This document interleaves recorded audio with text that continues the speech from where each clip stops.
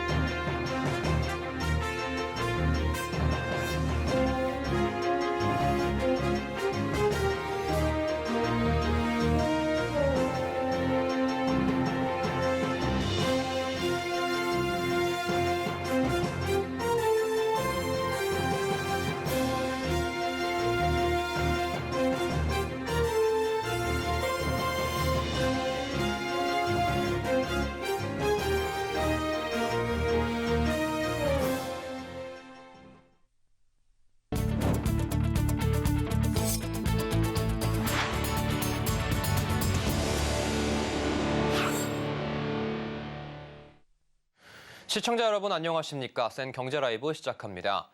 지난해 전례 없는 불황을 겪은 반도체 산업이 올해 본격적으로 회복할 것이란 전망이 나오고 있습니다.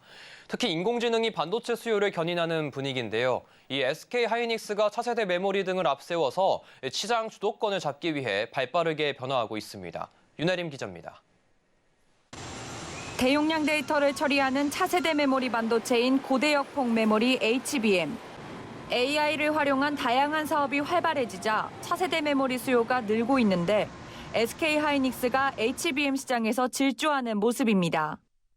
HBM은 여러 개의 디램을 적층해 데이터 처리 속도를 끌어올린 초고성능 디램을 말합니다. SK하이닉스는 수직 적층 기술과 수직 관통 전극 기술 등을 통해 한정된 공간 내에서 데이터 용량과 처리 속도를 끌어올렸습니다.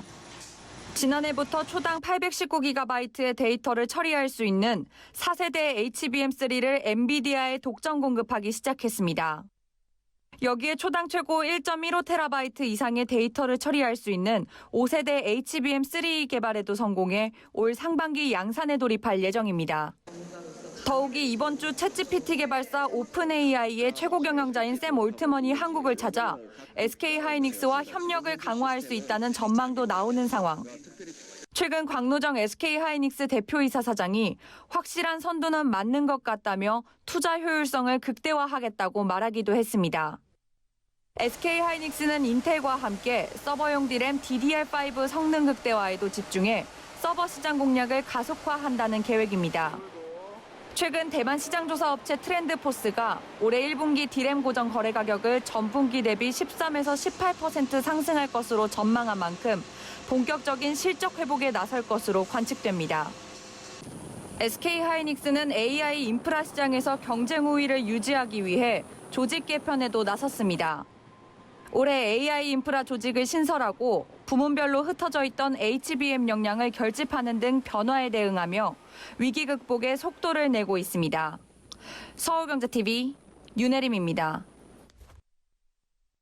경제계가 오늘 국회 소통관에서 중대재해처벌법 50인 미만 사업장 적용 유예를 촉구하는 공동성명을 발표했습니다.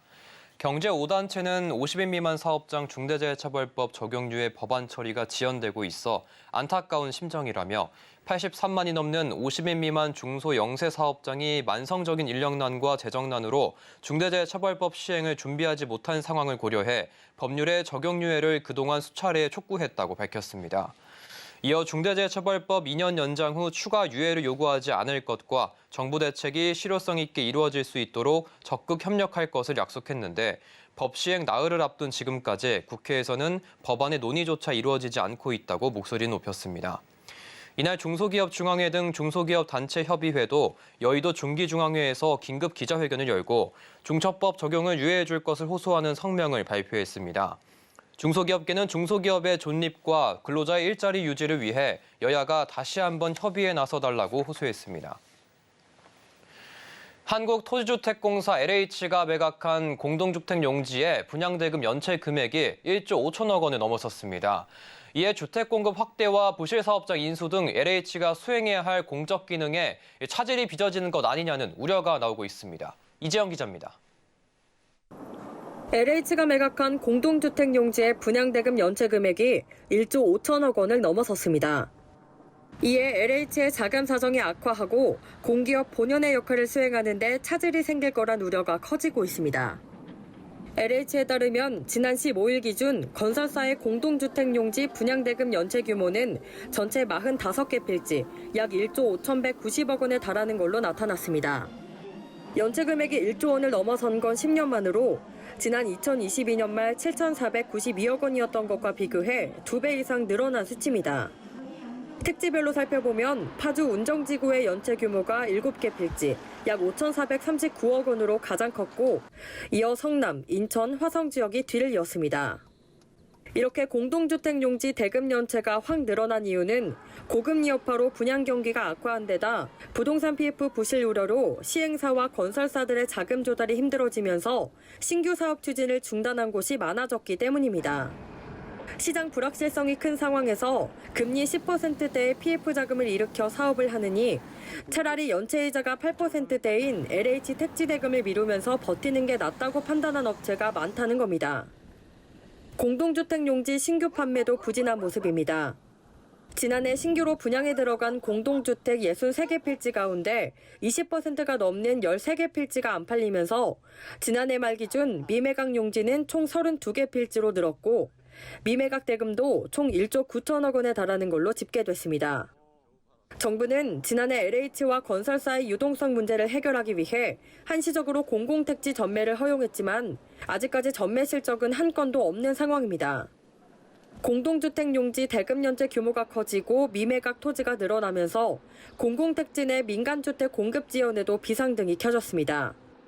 정부가 지난해 말부터 3기 신도시 건설과 주택 270만 가구 공급, 부동산 PF 연착륙 지원을 위한 자금 투입 등 LH의 역할을 강화했는데 자금이 돌지 않아 이 같은 역할 수행에 차질이 생길 걸로 예상됩니다. 전문가들은 주택 공급 부족 문제가 연일 나오는 상황 속에서 3기 신도시가 들어와야 주택 공급이 조금이나마 원활해진다며 LH의 자금 부족 문제가 커지면 주택 공급 부족 현상은 더 심화할 것이라고 내다보고 있습니다. 서울경제TV 이지영입니다. 홍콩 증시 급락으로 H지수 기초 주가 연계증권 원금 손실 규모가 눈덩이처럼 불어나고 있는데요. 이런 가운데 홍콩 증시에 상장된 대형 테크 기업 지수를 추종하는 상장지수 증권의 조기 청산 우려도 점차 커지고 있습니다. 김혜영 기자의 보도입니다. 삼성증권이 발행한 삼성 레버리지 항생테크 ETN의 조기 상장 폐지가 결정됐습니다. 홍콩 H지수가 급락하며 직격탄을 맞은 겁니다. 이는 홍콩 증시에 상장한 대형 테크 기업 30종목으로 산출되는 항생테크 지수의 일간 수익률을 2배로 추종합니다. 전일 주당 987원에 거래를 마친 삼성 레버리지 항생테크 ETN. 상장 당시와 비교하면 86% 급락하며 조기 청산 사유가 발생했습니다. 거래소는 2020년 8월 이후 상장한 ETN에 대해 종가 기준으로 지표 가치가 1,000원 밑으로 내려갈 경우 조기 청산하도록 규정하고 있습니다. 홍콩 항생테크 지수를 기초자산으로 한 ETN 중에선 첫 상장 폐지 사례입니다. 홍콩 H지수 급락으로 지난해부터 불거진 우려가 점차 현실이 된 겁니다. 홍콩 H지수는 올해 들어 10% 이상 급락하며 전 세계 주가지수 가운데 가장 부진한 성적을 기록하고 있습니다. 5,000선을 전후로 불안한 장세를 이어가고 있는 겁니다. 이 영향으로 2021년 9,000선을 넘나들었던 항생테크 지수는 최근 3,000선까지 주저앉았습니다. 문제는 다른 상품도 손실 구간에 들어서며 빨간불이 켜졌습니다. 국내 ETN 시장에서 홍콩 관련 지수를 기초자산으로 하는 상품은 총 7개. 삼성 항생테크 ETN과 KB 레버리지 항생테크 선물 ETN 등 11%에서 35%가량 하락했습니다. 이와 함께 홍콩 H지수를 기초로 삼은 주가연계증권 ELS의 가입자들도 원금 손실 폭탄을 떠안게 됐습니다. 5대 은행에서 판매된 홍콩 H지수 기초 ELS 상품에서 올해 들어 지난 19일 기준 발생한 원금 손실액은 2,296억 원에 달합니다. 이 가운데 전체 판매잔액의 80%에 가까운 15조 9천억 원의 만기가 올해 도래해 손실 확대 우려는 더욱 커지고 있습니다. 서울경제TV 김혜영입니다.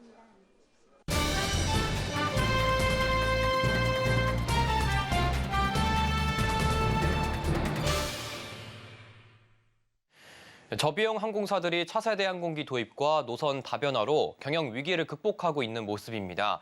여기에 최근에 대한항공과 아시아나항공의 합병으로 나오는 화물 사업과 해외 노선에도 눈독을 돌리면서 몸집 불리기에도 나서고 있는데요. 우리 ACC 업계의 성장 전략 김효진 기자와 함께 알아보겠습니다. 안녕하십니까? 안녕하세요. 네, ACC 업계 이 코로나 팬데믹 위기를 극복하고 계속해서 지금 실적을 회복하고 있습니다. 요즘 ACC 업계 좀 어떻습니까? 네, 우선 제주항공을 살펴보면요. 지난해 3분기 매출 4,368억 원, 영업이익 444억 원을 기록했습니다. 전년 같은 기간 매출액과 비교하면 126%가량 성장했고요. 또 영업이익은 흑자 전환했습니다. 이 추세대로라면 작년 4분기까지 4개 분기 연속 흑자 달성이 확실시 되고 있습니다. 진에어도 상황은 비슷합니다. 2022년 3분기 영업적자를 기록했는데 작년 3분기 326억 원 흑자로 돌아섰고 또 매출액도 1,745억 원에서 3,225억 원으로 1년 새 84% 넘게 증가했습니다. 최근 발표한 4분기 실적에서는 매출 3,432억 원, 영업이익 462억 원을 거뒀는데요. 전년과 비교해 매출은 52%, 또 영업이익은 298% 각각 늘었습니다. 티웨이 항공은 작년 1분기부터 3개 분기 연속 영업 흑자를 내며 회복세를 나타내고 있는데요. 2022년 4분기 32억 원의 영업 적자를 기록한 이후 작년 1분기부터 3분기까지 연속 흑자를 기록하고 있습니다. 이 업계에선 작년 4분기 실적도 흑자를 낼 것이라고 관측하고 있습니다. 네, 주요 ACC들은 이 새로운 사업으로 이 미래를 적극적으로 지금 준비를 하고 있는 것 같은데 이 대한항공과 아시아나항공의 합병이 좀 새로운 또 변화가 지금 이루어지고 있네요. 네, 유럽연합 집행위원회 EC가 다음 달 대한항공과 아시아나항공 합병을 최종 승인할 것으로 알려졌는데요. 이런 가운데 아시아나항공 화물사업부 매각 작업이 속도감 있게 진행되고 있습니다. 이 업계에 따르면 제주항공은 최근 아시아나 화물사업부 인수를 위한 의향서를 제출해 EC와 논의를 진행한 것으로 알려졌습니다. 제주항공은 국내 LCC 가운데 유일하게 2개의 화물기를 보유하고 있는데요. 이런 점에서 유리하게 작용할 수 있을 것으로 분석되고 있습니다. 또 TA항공은 대한항공의 유럽 4개 도시 운수권을 이관받을 것이라는 전망이 나오고 있습니다. 이 씨는 대한항공과 아시아나의 합병이 이루어질 경우 프랑크푸르트와 파리, 로마, 바르셀로나 등 4개 여객 노선에 경쟁 제한이 발생할 수 있다는 우려를 나타낸 바 있습니다.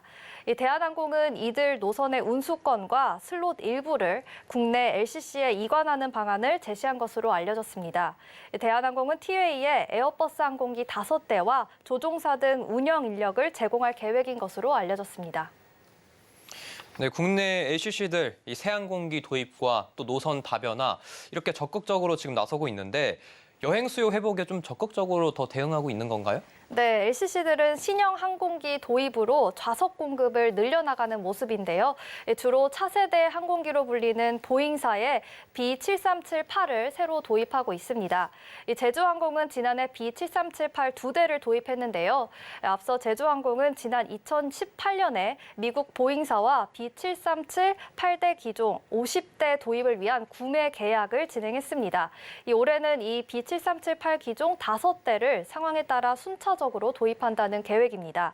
B7378 기종은 기존 사용 기종보다 같은 연료량으로 1000km가량을 더 갈 수 있어 연료 효율이 15% 정도 높은 것으로 알려졌습니다. 또 TA항공은 지난해 A330-300 3대를 도입했고요. 올해는 A330-300 2대를 포함해 이 B7378 3대, 737-800NG 2대 등 총 7대의 항공기를 추가로 도입한다는 계획입니다. 이어 진에어는 작년에 보잉 737-900 1대를 도입해 총 27대를 보유하고 있는데 올해는 보잉사의 B7378 4대를 도입한다는 계획입니다. 항공기 도입에 이어 노선도 다변화하고 있습니다. 제주항공은 작년부터 신규 취항지를 늘리고 있는데요. 작년 베트남 달랏 신규 취항에 이어 몽골 울란바토르에 새로 취항했습니다. 제주항공은 새로운 항공기의 도입으로 운항 가는 거리가 늘어난 만큼 운수권 등 문제가 해결되는 상황에 따라 인도네시아, 중앙아시아 등 장거리 노선을 순차적으로 늘려나간다는 계획입니다. 또 TA항공은 크로아티아 자그레브 노선의 신규 취항을 결정한 데 이어 장거리 노선 신규 취항을 논의하고 있습니다. 진에어도 현재 내부적으로 신규 취항 노선을 논의하고 있습니다. 네, 오늘 말씀 잘 들었습니다. 지금까지 김효진 기자였습니다.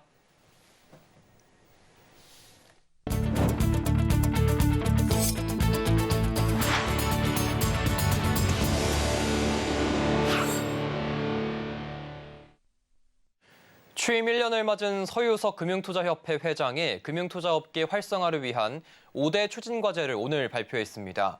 코리아 디스카운트 해소에 힘을 쏟고 주주 환원책을 위한 세제 인센티브를 정부에 건의하기로 했는데요. 서청석 기자의 보도입니다. 리스크 관리와 내부 통제 강화를 발판으로 코리아 디스카운트 해소 등 시장과 산업의 제도약을 이루는 한 해가 될 수 있도록 최선을 다하겠습니다.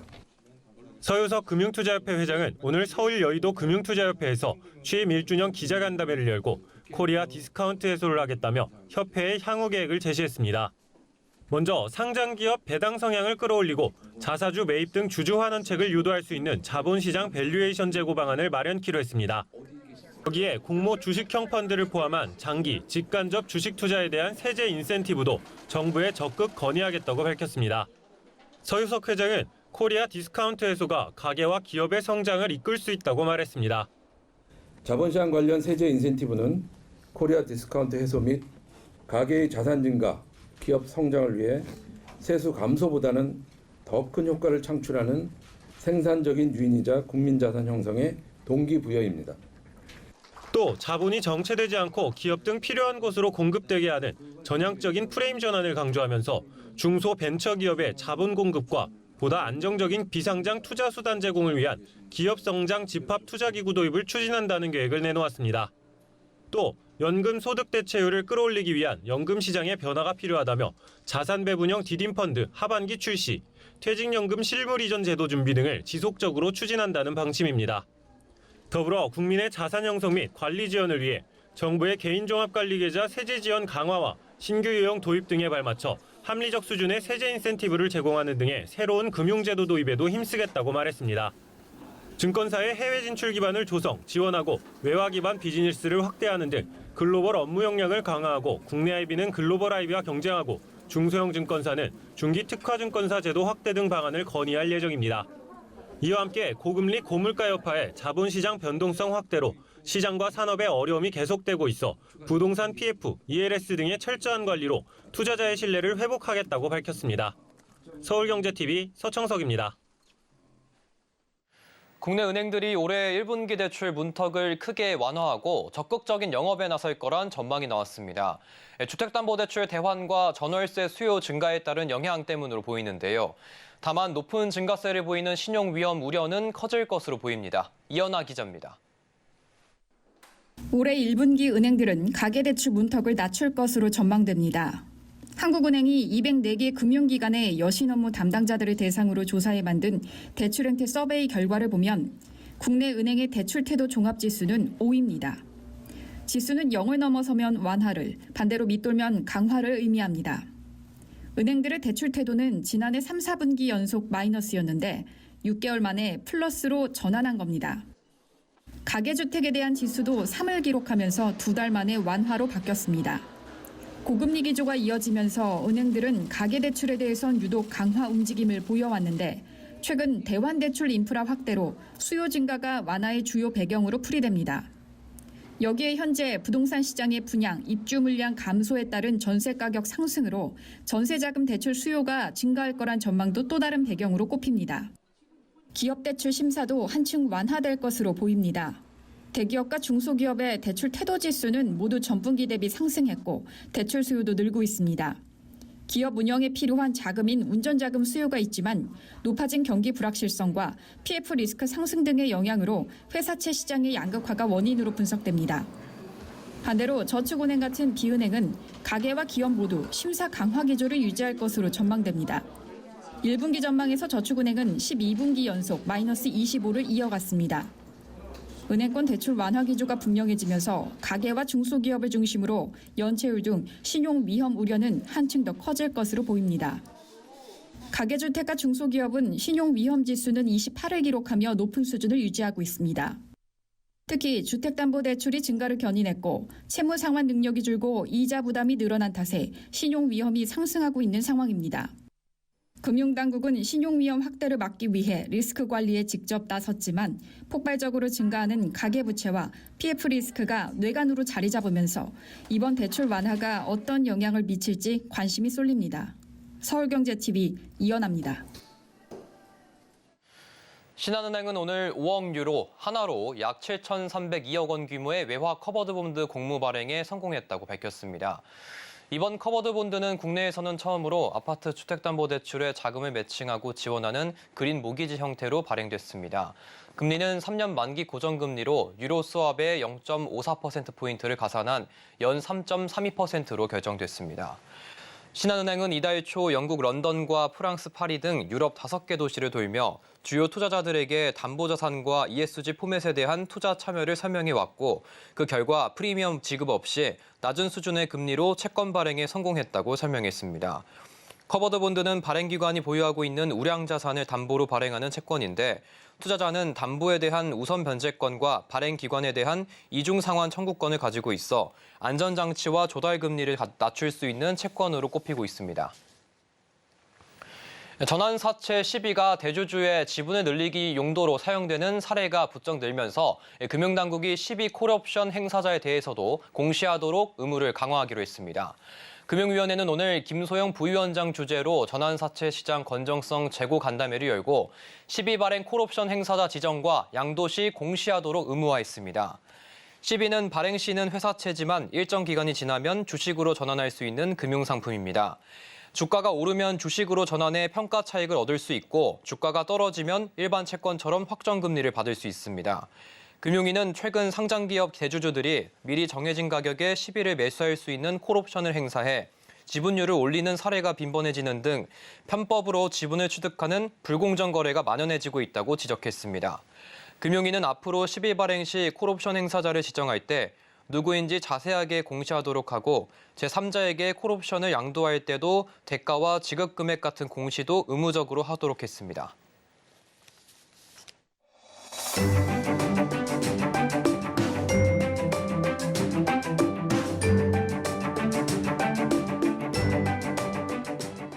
안녕하세요. K웨더 라이프스타일 예보 박유라입니다. 연일 강한 한파가 이어지고 있는데요.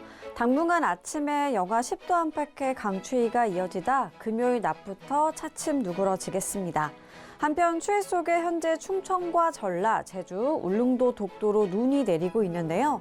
충청도는 내일 아침에, 전라도는 오후에, 그 밖의 지역은 모레까지 이어지겠습니다. 울릉도, 독도, 제주 산간 많은 곳에는 최고 50cm 이상, 충남 남부 서해안, 전라 서부, 제주에는 최고 20cm 이상, 전라 동부, 충남 내륙에는 최고 5cm 이상의 폭설이 예상되고요. 충북 남부는 1cm 내외가 되겠습니다. 다음은 자세한 지역별 날씨입니다. 중부지방 아침 기온 서울 영하 13도, 대전 영하 11도까지 떨어져 춥겠고요. 한낮에도 영하권 추위가 이어지겠습니다. 동해안도 아침에 속초와 강릉 영하 12도, 낮에도 영하 2도에서 3도 안팎으로 종일 춥겠습니다. 남부지방 아침 기온 광주 영하 6도, 대구 영하 8도로 한파가 이어지겠고요. 낮에도 찬바람이 불며 춥겠습니다. 전해상으로 눈이 오겠고요. 물결은 최고 4에서 6m까지 매우 높게 일겠습니다. 극심한 한파는 주말부터 차츰 풀리겠습니다. 날씨였습니다. 이상으로 센 경제 라이브 마칩니다. 함께해 주신 여러분 고맙습니다.